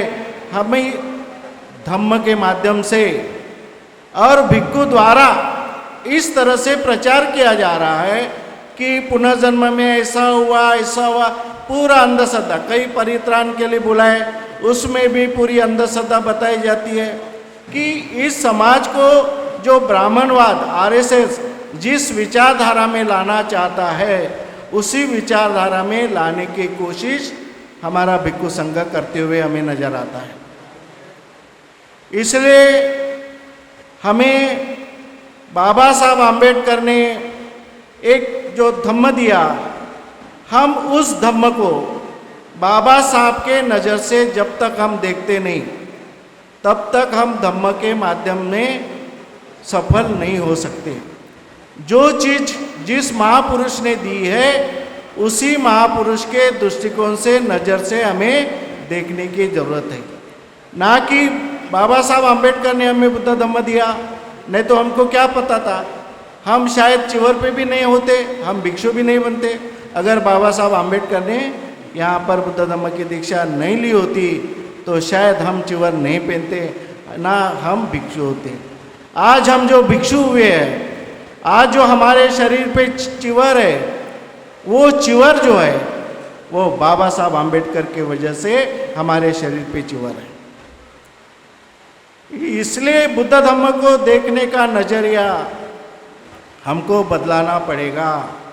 बाबा साहब आम्बेडकर ने जो हमें धम्म दिया है उसको उसी नज़र से देखो, अपने नज़र से मत देखना। आपको कैसा लगता है बुद्ध धम्म, उसको देखने की ज़रूरत नहीं। बाबा साहब आम्बेडकर का मतलब क्या, मकसद क्या था? बाबा साहब आम्बेडकर का बुद्ध धम्म देने का उसके पीछे उनकी क्या विजन थी? बाबा साहब के विजन से हमें बुद्ध धम्म की तरफ देखने की ज़रूरत है। और इसी तरह से हम काम करेंगे और जो विषमतावादी शक्तियाँ यहाँ पर अपना राज करना चाहती है, इस देश में चमत्कारिकवाद, इस तरह से चमत्कार, अलौकिक विज्ञान के विरोध में वातावरण निर्माण करना चाहती है, ऐसे शक्तियों के विरोध में हमें सब मिलकर के काम करना है। चाहे भिक्षु हो, चाहे चिवरधारी हो, या कोई राजनेता हो, सामाजिक कार्यकर्ता हो, चाहे कोई भी हो, हम सब मिलकर के एक साथ मिलकर के एक आवाज़ के साथ, एक कदम के साथ अगर हम सब मिलकर के काम करेंगे तो अवश्य हम बाबा साहब आम्बेडकर के विचारों को स्थापित करने के लिए सफल हो जाएंगे। इसमें शंका लेने की कोई ज़रूरत नहीं, गुंजाइश ही नहीं है। मैं तो कहता हूँ अभी जो महाराष्ट्र की सिचुएशन हम देख रहे हैं, जो पॉलिटिकल जो सिचुएशन है, राजकीय स्थिति है, इस महाराष्ट्र के राजकीय स्थिति को देखते हुए हमें 100% ये गारंटी है, विश्वास है कि महाराष्ट्र में इस समय बीजेपी कभी आ ही नहीं सकती, क्योंकि जितने भी पार्टियां फूट करके बीजेपी के तरफ जा रही है वो लोग डर के मारे जा रहे हैं। लोगों के दिल में आस्था नहीं है कि हम बीजेपी में जाए और काम करें, लेकिन डर है अगर हम बीजेपी को साथ न दें तो हमारी चौकशी हो जाएंगे, ईडी लग जाएगा, तो फिर हमारे पुराने जो भी है सब निकल जाएंगे और हमें कार्रवाई होगी। इस कार्रवाई के भरोसे जो हमारे नेता बीजेपी के तरफ जा रहे, लेकिन लोग नहीं जाएंगे। पूरा जो महाराष्ट्र का जो लोग है, जनमत है, पूरा बीजेपी के विरोध में है। अभी हमारी जवाबदारी है कि हम सब मिल करके काम करने की आवश्यकता है। जैसे तथागत बुद्ध सिद्धार्थ गौतम ने कहा, जब वो कपिलवस्तु नगर छोड़ करके जा रहे थे, हनुमान नदी के पास में आए थे, तब पूरे लोग उनको छोड़ने के लिए आए सिद्धार्थ को। तब सिद्धार्थ ने ये कहा कि आप मेरे पीछे मत आइए, मेरे पीछे मत आइए, लेकिन मेरा जो विचार है, मेरे विचार को पराजित होना पड़ा, क्योंकि सेनापति का जो युद्ध करने का विचार है वो बहुमत में आया, और मेरा जो समझौते का विचार था कि हम आपस में समझौता करके एक विचार से शांतता स्थापित करें, ये मेरा जो विचार था वो मेरा विचार पराजित हुआ। अगर आपको लगता है तो मेरे विचारों पर काम करो और मेरे विचारों को सफल बनाओ, मेरे पीछे मत आइए। इसलिए आज हम संकल्प करें कि हमारे महापुरुषों के जो विचार हैं, उस विचार को सफल बनाने के लिए हमें जन जागृति करने की आवश्यकता है। जैसे सिद्धार्थ ने कहा था कि पब्लिक का ओपिनियन बदलाने के लिए घर घर जाओ, जन जागृति करो, और उस प्रकार लोगों ने जन जागृति किए, लोगों ने घर घर तक गए, आंदोलन किए, और उसके बाद आंदोलन करने के बाद में जो सिद्धार्थ गौतम का जो विचार था वो विचार विजयी हो गया और सेनापति का विचार पराजित हुआ, और कपिलवस्तु में फिर शांतता स्थापित हो गई है, युद्ध टल गया। इसीलिए ये जो उदाहरण देने का मतलब ये है कि हमें जन जागृति की आवश्यकता है और सब मिलकर के काम करने की आवश्यकता है। भलाई हमारी इसमें अनेक संगठन है, अनेक पद्धति से लोग काम कर रहे हैं, वो हमारे दुश्मन नहीं है, हमारे विरोधी नहीं है। वो एक ही लेकिन है कि हमें अभी अपने मन में मन मुटाव छोड़ करके आपस में जो भी विचारों की दरार पैदा हुई, उस विचार के दरार को मिटा करके हम एक साथ होकर के काम करें, तभी हम सफल हो सकते हैं। और मुझे पूरी आशा है कि अवश्य बीजेपी को हराने में हम सफल होंगे। ऐसे में अपेक्षा रखते हुए अपने धम्म प्रबोधन को यहाँ पे विराम देता हूँ। नमो बुद्धाय, जय भीम, जय भीम। जर बाबासाहेब आंबेडकरांचा दृष्टिकोन आपण बघितला तर बाबासाहेबांचं सगळं आयुष्य, सगळी चळवळ, त्यांची सगळी पुस्तकं, त्यांचे सगळे लढे हे सगळे जाती अंतासाठी आहेत. कारण जाती अंत केल्याशिवाय राष्ट्राची निर्मिती होऊ शकत नाही, हे स्पष्टपणे बाबासाहेब आंबेडकरांनी सांगितलेलं आहे. कारण जात म्हणजे हा एक प्रकारचा बंदिष्ट वर्ग आहे आणि एक एक जात म्हणजे ते एक एक राष्ट्र आहे. आणि म्हणून या देशामध्ये कुठल्याही जातीच्या संदर्भाने जर आम्ही भूमिका घेतली तर त्या जातीच्या माणसांना असं वाटतं की आमचं जे काही अस्तित्व आहे, आमचं जे काही राष्ट्र आहे ते नष्ट व्हायला निघालेलं आहे. म्हणून आम्ही जेव्हा जातीअंताच्या लढाईची भूमिका घेतो त्यावेळेला असं वाटतं त्यांना की हे जातीय शोषणाच्या विरुद्ध नाही तर ते आमच्या विरुद्ध लढाई करत आहे. आणि मग हे सगळं बाबासाहेब आंबेडकर करत असताना शेवटचा पर्याय जो बाबासाहेबांनी आमच्या पुढे ठेवला तो बुद्ध धम्माचा पर्याय आमच्या पुढे ठेवलेला आहे. कारण त्यांचा अंतिम जो विचार आहे की या देशाला राष्ट्र म्हणून जर मान्यता मिळवायची असेल, या देशातला लोकांना जर समता, स्वातंत्र्य, बंधुत्व, न्याय, विज्ञान आणि बुद्धी प्रामाण्यवादी करायचं असेल तर बुद्धाशिवाय दुसरा पर्याय नाही. आणि तो पर्याय जर भारताने स्वीकारला तर या देशामध्ये विषमता नष्ट होईल, ब्राह्मणवाद, भांडवलवाद नष्ट होईल. म्हणून सगळ्यात पहिल्यांदा जर कुणाची जबाबदारी असेल जाती नष्ट करायची तर ती बौद्धांची आहे. आणि म्हणून बौद्धांना थेट प्रश्न आहे की बाबासाहेब आंबेडकरांनी 1919 मध्ये ही भूमिका घेतली जातीच्या संदर्भातली आणि 31 मध्ये ब्रिटिश अधिकारी जे हटन होते त्यांच्यासोबत त्यांनी SC ST ची जातीची यादी तयार करून दिली. परंतु ती यादी तयार करत असताना बाबासाहेबांनी त्या जातीला जात नाही म्हटलं तर त्याला वर्ग म्हटलं. आणि म्हणून डिप्रेस क्लास ही मुवमेंट बाबासाहेब आंबेडकरांनी उभी केली. कुठली? कास्ट म्हणून नाही, वर्ग म्हणून, डिप्रेस क्लास. ती क्लासची लढाई बाबासाहेब लढत असताना पुणे करारामध्ये आम्ही दिसते की त्याला जातीची लढाई करण्याचा प्रयत्न झाला. कारण इंग्लंडमध्ये बाबासाहेब आंबेडकरांनी ही क्लासची लढाई जिंकलेली होती आणि गांधीजी त्या ठिकाणी उपोषणाला बसले. आणि 8 सप्टेंबरचं त्यांचं पत्र आहे त्यावेळेचं, रॅमसे मॅकडोनलला लिहिलेलं की हा जो डिप्रेस क्लास आहे हा हिंदू धर्मापासून मी वेगळा होऊ देणार नाही. डॉक्टर आंबेडकरांच्या हातामध्ये आपण जे अधिकार दिलेले आहेत ते हिंदू धर्म नष्ट करण्याचे आहेत आणि मी माझी प्राणाची आहुती देईल, परंतु त्यांची स्वतंत्र जनगणना होऊ देणार नाही. ही लढाई आजची नाही आहे, ही लढाई बाबासाहेबांनी सुरू केलेली आहे आणि ती संविधानापर्यंत येऊन ठेपलेली आहे. आणि म्हणून बाबासाहेब आंबेडकरांनी बुद्ध धम्माची दीक्षा देशांना असं म्हटलेलं आहे की मी यापुढे शेड्यूल कास्ट असणार नाही. आम्ही सगळे शेड्यूल कास्ट आहोत. आम्ही जातीच्या अंताची लढाई लढत नाही आहे तर बुद्ध धम्मामध्ये जाती आणत आहोत. आणि म्हणून महार आणि बौद्ध अशी नोंद आम्ही करतो. म्हणून या देशामध्ये विषमता आहे. तुम्ही बघा, तुम्ही जर जातीने महार बौद्ध असाल तर रूपाताई कुलकर्णी ह्या ब्राह्मण बौद्ध आहेत. म्हणजे हिंदू धर्माची उच्च नीचता तुम्ही आणलेली आहे. बुद्ध धम्मामध्ये जाती नाही. भिक्षू संघामध्ये जेव्हा प्रवेश देत होते तथागत त्यावेळेला त्याच्या पूर्व नावाने आणि त्याच्या वर्णाने त्याला ओळखल्या जात नव्हतं, त्याला एका नव्या नावाची ओळख देत होते तथागत. कशासाठी? तर तथागताने त्या कालखंडामध्ये जात वर्ण जी व्यवस्था होती त्या व्यवस्थेच्या विरुद्ध त्यांनी प्रचंड भूमिका घेतलेली होती. आणि म्हणून बुद्धाने भिक्खू संघ जे मॉडेल उभं केलं ते जात आणि धर्मविरहित असं मॉडेल उभं केलं.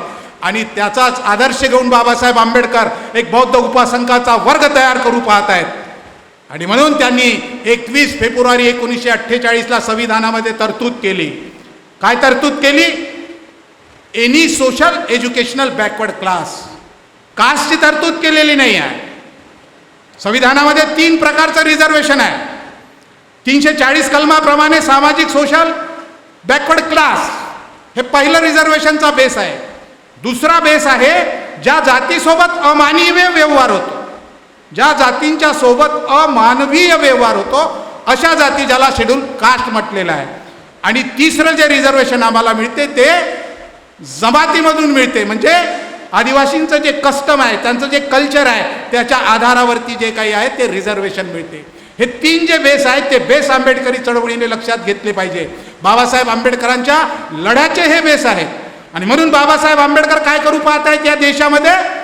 जाती नष्ट करण्याची व्यवस्था करू पाहत आहेत. आणि जाती नष्ट करून, कास्ट नष्ट करून त्यांना काय निर्माण करायचं आहे?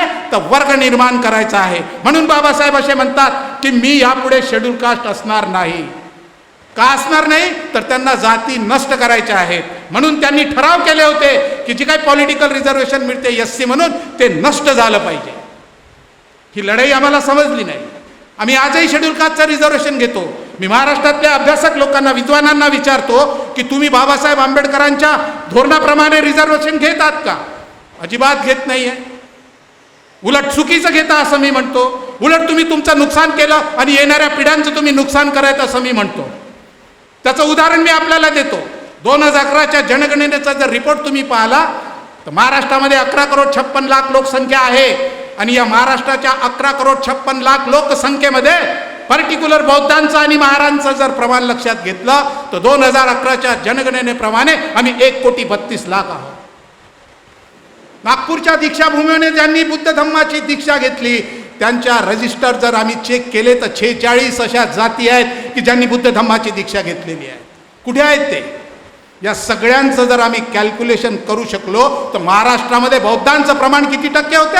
16% होते. तुम्ही 16% रिझर्वेशन एक कम्युनिटी म्हणून घेऊ शकता. केले प्रयत्न कधी तुम्ही जातीअंताच्या लढ्याचे? नाही. उलट तुम्ही चुकीचं रिझर्वेशन घेतलं, शेड्यूल कास्टचं घेतलं आणि जाती तुम्ही कायम ठेवलेल्या आहेत. तुम्ही जर महार जात असाल तर मग रूपाताई कुलकर्णी ब्राह्मण होणार. इथे एकनाथ साळवे होते ते कुणबी बौद्ध होणार. भटके विमुक्तांचे लक्षण माने ते त्यांच्या जातीचे असणार. मायक्रो OBC म्हणून जे हनुमंत उपरेंनी मुवमेंट चालवली तर तुम्ही अशा पद्धतीने वेगवेगळ्या जातीचा हा बुद्ध धम्म करणार आहे. काय करणार आहे तुम्ही? वेगवेगळ्या जातीचा बुद्ध धम्म करणार आहे. म्हणजे तुम्ही हिंदू धर्माची लढाई लढत नाही तर हिंदू धर्माने ज्या जाती निर्माण केल्या त्या जाती तुम्ही बुद्धाच्या धम्मामध्ये आणत आहेत. म्हणजे आम्ही खऱ्या अर्थानं बाबासाहेब आंबेडकरांचं काम करत नाही आहे.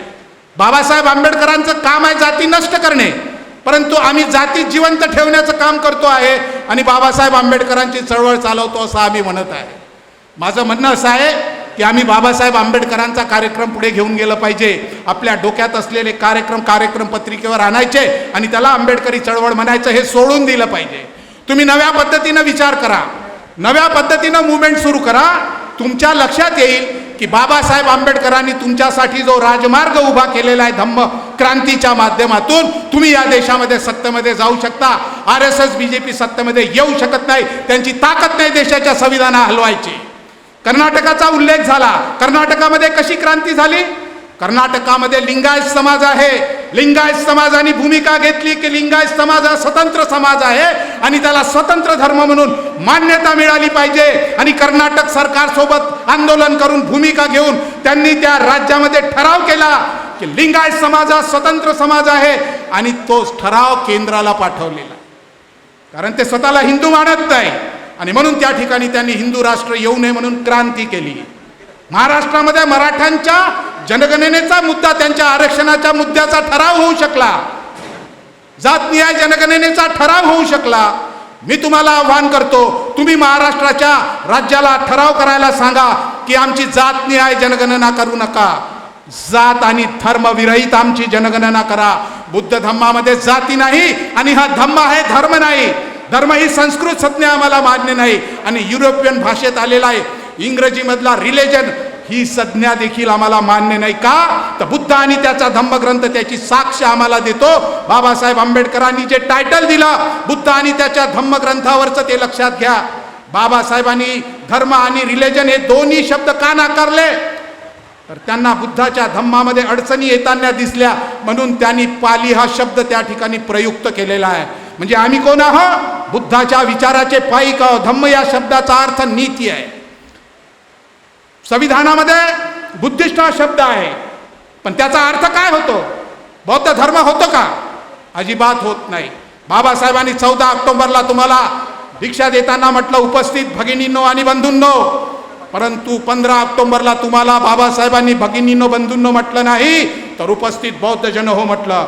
याच बौद्ध जन समितीच्या वतीने बाबासाहेबांनी तुम्हाला दीक्षा दिली त्याच बौद्ध जन समितीचा इंग्रजीमध्ये बाबासाहेबांनी रजिस्टर करताना दी बुद्धिस्ट सोसायटी ऑफ इंडिया असं नामाभिमान केलं. म्हणून भारताच्या संविधानात असलेल्या बुद्धिस्ट या शब्दाचा अर्थ बौद्ध धर्म होत नाही. आम्ही नव्या पद्धतीनं भूमिका घेतली पाहिजे आणि शासनाला मागणी केली पाहिजे की बाबासाहेब आंबेडकरांनी संबोधलेला शब्द जो आहे बौद्ध जन, हा शब्द त्या ठिकाणी संवैधानिक झाला पाहिजे आणि जनगणना करताना आमची नोंद बौद्ध जन म्हणून झाली पाहिजे. त्यावेळेला तुम्ही जात आणि धर्मविरहित बौद्ध म्हणून मान्यता मिळवू शकता. ही जर लढाई तुम्ही लढले तर महाराष्ट्राच्या राजकारणामध्ये तुम्ही सत्तेमध्ये जाता आणि बाबासाहेब म्हणतात त्याप्रमाणे तुम्ही पासंगाचं राजकारण करू शकता. आमचे नेते एका भीकेसाठी, एका उमेदवारीसाठी, एका खासदारकीची भीक मागतात. पण बाबासाहेब आंबेडकरांनी दिलेली ही जी जाती अंताची लढाई आहे, ही जर आम्ही लढू शकलो तर महाराष्ट्राच्या सत्तेमध्ये आम्ही जाऊ शकतो. गेली 60 ते 70 वर्ष बहुजन म्हणून आम्ही या देशातल्या 10,000 जातींना एकत्र करण्याचा प्रयत्न केलेला आहे. मी सांगतो तुम्हाला, हा प्रयोग फसलेला आहे आणि हा प्रयोग फसल्याचं उदाहरण या देशामध्ये RSS BJPचं सरकार आलेलं हा त्याचा पुरावा आहे. म्हणून नव्याने विचार करा, नव्या पद्धतीने विचार करा, बुद्धिस्ट आयडिओलॉजीच्या आधारावर विचार करा, तरच तुम्ही या देशामध्ये RSS BJPला नष्ट करू शकता. दुसरा या देशामध्ये मार्ग नाही आहे. जाती अंताचा लढा आणि बुद्ध धम्म या दोन गोष्टी तुम्हाला पुढे न्यावे लागतील. जेव्हा बाबासाहेब आंबेडकरांनी 21 फेब्रुवारी 48ला रिपब्लिक हा शब्द संविधानामध्ये टाकला, त्यावेळेला बाबासाहेब आंबेडकरांनी संयुक्त राष्ट्रसंघाला आणि ब्रिटिश कॉमनवेल्थला त्यासाठी पत्र लिहिलं. कारण 15 ऑगस्ट हे डोमिनियन स्टेट आहे. ॲडवायझर कमिटीचे जर तुम्ही रिपोर्ट वाचले तर बाबासाहेब आंबेडकर त्या समितीचे अध्यक्षच आहेत आणि 14,000 पृष्ठाचे दस्तावेज आहेत ते. मी यवतमाळ ते नागपूर जेव्हा मोर्चा काढला त्यावेळेला माझी मागणी होती की गव्हर्नमेंटनी बाबासाहेबाचे संपूर्ण पुस्तकं प्रकाशित केले पाहिजे. कारण त्यांनी 22वा खंड जेव्हा काढला त्यावेळेला त्यांनी डिक्लेअर केलं होतं की बाबासाहेबांचं सगळं साहित्य संपलं. मी त्या संदर्भाने संशोधन करून महाराष्ट्र शासनाला पृथ्वीराज चव्हाण मुख्यमंत्री असताना यवतमाळ ते नागपूर पायी जाऊन त्यांना मी डेप्युटेशन दिलं आणि 175 खंड होतील एवढं बाबासाहेब आंबेडकरांचं साहित्य अशी भूमिका त्या ठिकाणी मांडली. म्हणजे 75 खंड आणि 100 संदर्भ खंड असे 175 खंड बाबासाहेबाचे होऊ शकतील. असं कितीतरी लिटरेचर बाबासाहेब आंबेडकरांचं आजही प्रकाशात आलेलं नाही. म्हणून खऱ्या अर्थाने बाबासाहेब आंबेडकर मानायचा असेल तर तुम्हाला जास्त चिंतन करण्याची गरज आहे. म्हणून बाबासाहेब आंबेडकरांचा बेस काय आहे तर बाबासाहेबांचा बेस आहे जाती नष्ट करणे. ज्या दिवशी जाती नष्ट होतील त्याच दिवशी या देशाला देशपण प्राप्त होऊ शकते. कारण बाबासाहेब आंबेडकरांनी 1916 मध्ये स्पष्ट केलं की या देशामध्ये ज्या जाती आहेत या जाती जर अशा जिवंत राहिल्या तर आज जी भारताची समस्या आहे जातीची ती उद्या जगाची समस्या होईल. आणि आम्ही पाहतो की अमेरिका असो, इंग्लंड असो, दक्षिण आफ्रिका असो, जगातले वेगवेगळे राष्ट्र असतील त्या राष्ट्रामध्ये भारताची ही जाती व्यवस्था तिथे गेली आणि तिथल्या संविधानामध्ये त्यांना बाबासाहेब आंबेडकरांचे आर्टिकल नमूद करावे लागले. मग कुणाची जबाबदारी आहे जाती नष्ट करण्याची? विषमता या देशामध्ये जातीमुळे आहे आणि आम्ही ते लक्षात घेत नाही. मराठा लोक हुशार की त्यांनी आंदोलनं केली. संविधानामध्ये प्रावधान नाही महाराष्ट्रातल्या मराठ्यांना रिझर्वेशन मिळू शकत नाही, तरी लाखाचे मोर्चे त्यांनी काढले. कशासाठी काढले? का त्यांच्या नेत्यांना माहीत नाही की मंडल कमिशन सांगतो की महाराष्ट्रातल्या मराठ्यांना रिझर्वेशन देता येत नाही. तो सामाजिक शैक्षणिक दृष्ट्या मागासलेला नसल्यामुळे तो आरक्षणाच्या बिंदू नामावलीमध्ये बसत नाही. तामिळनाडूमधला मराठी सामाजिक शैक्षणिक दृष्ट्या मराठा मागासलेला आहे, तिथं तो त्या ठिकाणी OBC म्हणून मान्यता त्याला आहे. परंतु महाराष्ट्राच्या राजकारणामध्ये सत्तेमध्ये मराठा समाजाला रिझर्वेशन नाही तरी त्यांनी मोर्चे काढले. तुम्हाला तर बाबासाहेब आंबेडकरांनी बुद्ध धम्मामध्ये आणलं आणि आर्टिकल 15(4) प्रमाणे any social educational backward class, काय शब्द आहे संविधानामध्ये? Any social educational backward class. Article 16 मध्ये पण 4च्या काय आहे? क्लास. आणि आर्टिकल 340 कुणाचा शोध घ्यायला सांगते?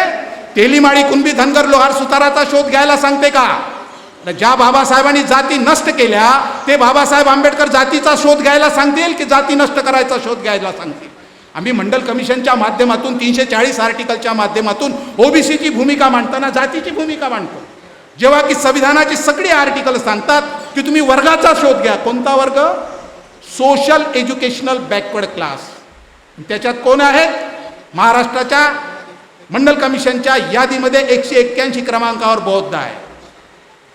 1957ला 18 जानेवारीला गोविंद वल्लभ पंतांनी महाराष्ट्रातल्या बौद्धांना रिझर्वेशन देताना एक सर्क्युलर काढलेला आहे आणि ते या सर्क्युलरमध्ये काय म्हणत आहेत की बौद्ध हा धर्म आहे, ती जात नाही, आणि म्हणून शेड्यूल कास्टच्या जातीच्या यादीमध्ये बौद्ध शब्द येऊ शकत नाही, म्हणून तुम्ही शेड्यूल कास्ट नाही, त्याच्यामुळे तुम्हाला शेड्यूल कास्टचं रिझर्वेशन देता येत नाही. तरी महाराष्ट्रातल्या लोकांना रिझर्वेशन आहे शेड्यूल कास्टचं. अरे गैरसंवैधानिक आहे ते. बाबासाहेबाच्या दृष्टीचं रिझर्वेशन घेतच नाही तुम्ही, कारण बौद्ध हा शब्द शेड्यूल कास्टमध्ये येत नाही, जातीच्या यादीत बसत नाही. तरी 1957 पासून 90 पर्यंत तुम्ही अधिकृतपणे शेड्यूल कास्टचं रिझर्वेशन घेतलं, जे संविधानाशी गैर आहे. 90 मध्ये व्ही पी सिंगांनी जी काही दुरुस्ती केली ती दुरुस्ती देखील अधुरी आहे, म्हणून तुम्हाला 1950चा दाखला मागितला जाते. तुम्ही स्वतःला बुद्धिस्ट म्हणता. लक्षात घ्या, पुढे सगळ्यात जास्त जे प्रॉब्लेम येणार आहेत ते तुमच्या पिढ्यांवरती येणार आहेत. तुम्हाला तुमच्या पिढीसाठी लढावं लागेल. आता तर तुमचं वय झालं, पण तुमच्या येणाऱ्या पिढीसाठी तुम्हाला लढावं लागेल, कारण जात महार असल्याशिवाय तुम्ही शेड्यूल कास्ट होत नाही. म्हणजे देशातल्या जाती जर जिवंत ठेवायच्या असेल तर बौद्धांना शेड्यूल कास्ट व्हावं लागतं. दुसरा कायदा केला 90च्या नंतर मनमोहन सिंगांनी, अल्पसंख्याक, धार्मिक अल्पसंख्याक. जर तुम्हाला जात लिहायची नसेल जनगणनेमध्ये तर तुम्ही कोण होता? धार्मिक अल्पसंख्याक. म्हणजे कुठलं षडयंत्र आहे हे? एकाकडे बाबासाहेब म्हणतात की मला सारा भारत बुद्धमय करायचा आहे, आणि दुसरीकडे तुम्ही कोण होता? कायद्याने स्वतःला अल्पसंख्याक बनवून घेता. या दोनही गोष्टी चुकीच्या आहेत. मग कारण तुम्ही एक तर भारत बौद्धमय करू शकत नाही, कारण तुम्ही धार्मिक अल्पसंख्याक. परंतु धार्मिक अल्पसंख्याक होणे कायद्याच्या दृष्टीने आणि संवैधानिक दृष्टीने, नोकऱ्यांच्या दृष्टीने, पॉलिटिकल रिझर्वेशनच्या दृष्टीने अत्यंत चुकीचं आहे. आर्टिकल 29, 30 आणि 350 या तीनच कलमा तुम्हाला त्या ठिकाणी लागतात. त्या तुम्हाला आरक्षण देत नाही, पॉलिटिकल रिझर्वेशन देत नाही. म्हणून तुमची जनगणना कशी झाली पाहिजे? जात आणि धर्मविरहित झाली पाहिजे. मग यासाठी तुम्हाला काय करावं लागेल? यासाठी तुम्हाला रस्त्यावर उतरावं लागेल, शासनाशी भांडण करावं लागेल आणि कायद्यावर बोट ठेवावं लागेल. आर्टिकल 15, 15, 4, 16, 4, 340, 338, 342, 346/26 या कलमा तुम्हाला स्पष्टपणे रिझर्वेशन देतात.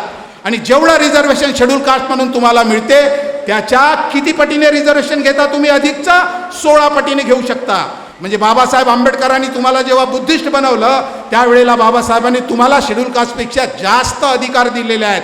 परंतु आम्हाला हे समजलं नाही, आणि हे समजलं नाही त्याच्यामुळे 50-60 वर्ष आम्ही जे रिझर्वेशन घेतलं ते चुकीचं घेतलं. जर आम्ही बाबासाहेबांचं ऐकलं असतं तर 500 वर्ष या समाजाला कोणी हात लावू शकलं नसतं.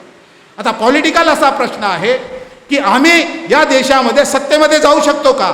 तर माझं असं म्हणणं आहे बौद्ध म्हणूनच तुम्ही सत्तेमध्ये जाऊ शकता. याचं एक उदाहरण तुम्हाला देतो. येणाऱ्या ज्या जनगणना आहे कोरोनामुळे थांबलेली, ते आता ती 21ची ज्यांना कधीतरी होईल, त्याच्या रिपोर्टप्रमाणे देशामध्ये 142 कोटी लोकसंख्या आहे, आणि हे वरचे जे 42 कोटी आहेत ते शेड्यूल कास्ट आहेत. आणि या सगळ्या शेड्यूल कास्टमध्ये आणि संपूर्ण 142 कोटीमध्ये बौद्ध किती आहेत? 84 लाख. किती आहेत? 84 लाख. त्याच्यातले 10 लाख ट्रायबल बुद्धिस्ट सोडा, किती उरले? 74 लाख. त्याच्यापैकी महाराष्ट्रामध्ये किती आहेत? 65 लाख बौद्ध. ज्यांच्या सर्टिफिकेटवर बौद्ध लिहिलेलं आहे त्या बौद्धांना केंद्रातलं 15% रिझर्वेशन मिळत नाही. तुम्ही सगळ्या समाजासाठी हे नेतृत्व करता, सगळ्या समाजासाठी काम करतो म्हणता, तुम्ही बौद्धांसाठी काम करता का? एक तरी मुद्दा रस्त्यावर येऊन एक तरी आंदोलन बौद्धांच्यासाठी तुम्ही केलं का? एक तरी आंदोलन दाखवा मला की बौद्धांच्या मागण्यासाठी आम्ही हे केलं. अजिबात नाही केलं. एक छोटे मोठे आमचे जे काही आंदोलन झाले असेल ते महाबोधी विहाराच्या दृष्टीनं झालं असेल, पण संवैधानिक दृष्ट्या बौद्धांची जी ओळख आहे, जी आयडेंटिटी आहे, त्या आयडेंटिटीसाठी तुम्ही काही केलं का? एकही आंदोलन तुम्ही केलं नाही. मग तुम्ही सत्तेत कसे जाणार आहे? तुम्ही 16% आहे, 288 सीटपैकी 16%चा गणित लावा. 16×48 विधानसभा बौद्धांसाठी रिझर्व्ह असायला पाहिजे. संविधानामध्ये बाबासाहेब आंबेडकरांनी रिझर्वेशन सवलत हा शब्द टाकलेला नाही. बाबासाहेबांची जी लढाई आहे ती रिप्रेझेंटेशनची आहे, प्रतिनिधित्वाची आहे. आणि म्हणून बौद्धांचं प्रतिनिधित्व या राज्यामध्ये किती असायला पाहिजे? 16% असायला पाहिजे. लढत आहो आम्ही एका कम्युनिटीसाठी. एका कम्युनिटीला 16% रिझर्वेशन मिळू शकते सोय. महाराष्ट्रामध्ये ही लढाई आम्ही जिंकू शकतो. ही जर आयडेंटिटी तुम्ही निर्माण केली तर जसं उदाहरणार्थ मतदारसंघ, अमरावतीचा मतदारसंघ एक उदाहरण तुम्हाला देतो. 4,60,000 बौद्धांची मतं आहेत आणि जी राणा निवडून आलेली आहे पंजाबची महिला, तिचं किती मतदान आहे तिथे? 100 वोटिंग नसते. तरी ती का निवडून येते? तर संविधानामध्ये गडबड केल्या गेली. काय गडबड केली? बाबासाहेबांनी आम्हाला क्लास म्हटला, डिप्रेस क्लास, आणि संविधान लागू केलं. तेव्हा पुणे करार रद्द केला बाबासाहेबांनी. परंतु 8 ऑगस्ट 1950ला संविधान लागू झाल्याच्या 8 महिन्याच्या नंतर आर्टिकल 341 मध्ये नेहरू आणि राजेंद्र प्रसादांनी दुरुस्ती केली आणि बाबासाहेबांनी ज्याला क्लास केलं होतं त्याला त्यांनी शेड्यूल कास्ट केलं. काय केलं त्यांनी? या डिप्रेस क्लासला, जो शेड्यूल कास्ट म्हणून जो 341 जे आर्टिकल आहे हे स्वतंत्र होतं, ते हिंदू धर्माशी संबंधित नव्हतं. बाबासाहेबांनी त्या ठिकाणी पुणे कराराची जी लढाई होती ती नष्ट केली आणि बाबासाहेबांनी तुम्हाला इथे इंडिपेंडंट केलं होतं. परंतु 8 ऑगस्ट 1950 रोजी संविधान लागू झाल्याच्या 8 महिन्याच्या नंतर ती जी यादी आहे स्वतंत्र, ती यादी शेड्यूल कास्टची यादी केल्या गेली. बाबासाहेब हयात होते. नंतर बाबासाहेबांनी 23 सप्टेंबर 1956ला पहिल्यांदा घोषणा केली की मी बुद्ध धम्माची दीक्षा घेणार आहे. तेव्हा 25 सप्टेंबर 1956ला परत पार्लमेंटमध्ये काय दुरुस्ती केल्या गेली? आर्टिकल 341 मध्ये परत दुरुस्ती केल्या गेली. काय दुरुस्ती केली? तर दुरुस्ती ही केल्या गेली की जे कोणी बुद्धिस्ट, ख्रिश्चन किंवा मुस्लिम होतील त्यांना शेड्यूल कास्टचं रिझर्वेशन मिळणार नाही. म्हणजे बघा, बाबासाहेबांच्या पुढे या 2 दुरुस्त्या झाल्या. पण बाबासाहेब कोणती भूमिका घेऊन आहेत की मला शेड्यूल कास्ट राहायचं नाही, मी जर 2 वर्ष अधिक जगलो तर या देशात 5 कोटी बौद्ध दाखवेन. हे कुणाकडे बोट दाखवून बोलत होते बाबासाहेब? तर त्यावेळेला जो शेड्यूल कास्टचा 5 कोटी समाज होता त्या सगळ्या शेड्यूल कास्टला बाबासाहेब बुद्धिस्ट करणार होते. म्हणजे कास्ट ऐवजी त्यांना काय करणार होते? ते क्लास करणार होते. म्हणजे संविधानाची लढाई कशी आहे? जाती निर्मूलनाची लढाई आहे. आणि म्हणून डायरेक्टिव्ह प्रिन्सिपलमध्ये 51 कलम आम्हाला बुद्धिस्ट आयडिओलॉजीकडे घेऊन जाते. मानवतावाद, शोधक बुद्धी आणि विज्ञाननिष्ठ दृष्टिकोन याचा विकास करणे. आर्टिकल 25 जे आहे धर्म स्वातंत्र्याचा अधिकार देणारं, हे कलम काही संविधानाचं स्थायी स्वरूपाचं कलम नाही आहे. कारण बाबासाहेब आंबेडकरांनी हिंदू कोड बिल जेव्हा लिहिलं, त्याची चर्चा जेव्हा पार्लमेंटमध्ये केली, तेव्हा काही लोकांनी बाबासाहेबांना बौद्ध विवाह कायद्याची मागणी केली. बाबासाहेबांनी त्यांना स्पष्टपणे नकार दिला की बौद्ध विवाह कायद्याच्या मागणीची गरज नाही. आम्ही बाबासाहेबांच्या विरोधात गेलो आणि बौद्ध विवाह कायद्याच्या मागण्या करू लागलो. आम्हाला ते समजत नाही की बौद्ध विवाह कायदा मागितल्याने काय होणार आहे. अरे कालांतराने तुम्ही धार्मिक अल्पसंख्याक होणार. बाबासाहेबांना जाती आणि धर्माचे कायदे करायचे नाही आहेत, तर बाबासाहेबांना या देशाला वैज्ञानिक दृष्टिकोन आणि मानवतावादाकडे, बुद्धाच्या विचाराकडे न्यायचं आहे. म्हणून बाबासाहेब आंबेडकर भिक्खू संघासारखा एक बौद्ध समाजाचा उपासकांचा एक वर्ग, एक मॉडेल उभं करू पाहत होते. परंतु आम्ही ते मॉडेल उभं करू शकलो नाही. आम्ही स्वतःला बौद्ध विवाह कायद्याची मागणी करायला लागलो. देशात कुठल्याही न्यायालयाने आजपर्यंत बौद्धांच्या विवाह कायद्याच्या विरुद्ध निकाल दिला नाही. का नाही दिला? तर बाबासाहेब आंबेडकरांनी हिंदू कोड बिल लिहिताना स्पष्टपणे म्हटलेलं आहे की मी जे काही शब्द योजना या ठिकाणी करत आहे, ती शब्द योजना या देशातल्या ख्रिश्चन आणि मुस्लिम सोडून देशातल्या सगळ्या लोकांना लागू आहे. मग ते वारकरी संप्रदाय असतील, भक्ती संप्रदायाचे लोक असतील, आर्य समाज असतील, ब्रह्म, प्रार्थना, सत्यशोधक जे काही असतील. पण आम्ही त्यांचंही आयडेंटिटी नष्ट करून टाकली आणि आमचीही आयडेंटिटी नष्ट केली. आम्ही त्यांना बहुजन समाज या संज्ञेखाली जातीने ओळखायला लागलो. 14 ऑक्टोबर 56ला बाबासाहेबांनी बुद्ध धम्माची दीक्षा दिली. संपूर्ण जगाला समतेचा आणि मानवतेचा संदेश देणारे महाकरुणी तथागत बुद्ध, सामाजिक क्रांतिजनक महात्मा ज्योतिराव फुले, ट्रेड युनियनचे भारतातील जनक नारायण मेघाजी लोखंडे, आरक्षण जनक छत्रपती शाहू महाराज, आमच्या सर्वांचे मुक्तिदाते परमपूज्य डॉक्टर बाबासाहेब आंबेडकर, या सर्वांच्या स्मृतींना माझे विनम्र अभिवादन. आज बहुजन एम्प्लॉईज फेडरेशनचं राज्यस्तरीय अधिवेशन इथं संपन्न होत आहे आणि आज आपण शेवटच्या टप्प्यामध्ये आहोत. हा शेवटचा टप्पा जो होता तो प्रबोधन सत्राचा होता आणि याच्यामध्ये जे विषय ठेवले होते भारतीय संविधानाची वर्तमान स्थिती व आव्हाने, आणि दुसरा विषय होता जातीनिहाय जनगणना व जातीअंताचा लढा आणि संविधानातील धोरणे एक विश्लेषण. या दोन्ही विषयावरती आपले जे वक्ते होते त्या वक्त्यांनी अतिशय सुंदर असं मार्गदर्शन केलेलं आहे. त्याच्यामध्ये लोकेश नाईक साहेब, प्रसिद्ध विचारवंत बेंगलोर, यांनी आज भारतीय संविधान वाचवण्यासाठी आम्ही काय करायला पाहिजे याच्यावरती फार उत्कृष्ट त्यांनी मार्गदर्शन केलं आहे. आज गरज ही आहे मित्रांनो, आपण सर्वांनी आपापसातील मतभेद विसरून जोपर्यंत आम्ही एकत्र येत नाही आणि जे संविधान विरोधी लोक आहेत त्या संविधान विरोधी लोकांचा पराभव मैदानात नाही तर मतदान पेटीतून जोपर्यंत करत नाही तोपर्यंत आम्ही यशस्वी होणार नाही. कारण डॉक्टर बाबासाहेब आंबेडकरांनी म्हटलंच आहे, ज्यावेळेस संविधान दिलं या देशाला तेव्हा बाबासाहेब म्हणतात की संविधान कितीही चांगलं असेल परंतु ते राबविणारे लोक जर प्रामाणिक नसतील तर संविधान उपयोगाचं नाही. आज ती स्थिती आलेली आहे मित्रांनो. ज्यांना आम्ही संविधान राबविण्याची जबाबदारी आम्ही दिलेली आहे ते सर्व लोक संविधान विरोधी आहेत. म्हणून आज संपूर्ण देशामध्ये संविधान विरोधीच कार्य सुरू आहे. फार लांब जाण्याची आवश्यकता नाही. इथे आताच या 2-3 महिन्याचं पूर्वीचं मणिपूरमध्ये जे काय कांड घडलेलं आहे मित्रांनो, ते काय ते लोक आदिवासी लोक या देशाचे रहिवासी नाहीत का? ते कुकी आणि मतई लोक त्यांच्यामध्ये झगडे लावून तिथे त्यांची धिंड काढल्या जाते. हे संविधान विरोधी कृत्य आहे. बिल्किस बानो त्या भगिनीवरती गुजरातमध्ये 11 लोकांनी अत्याचार केलात.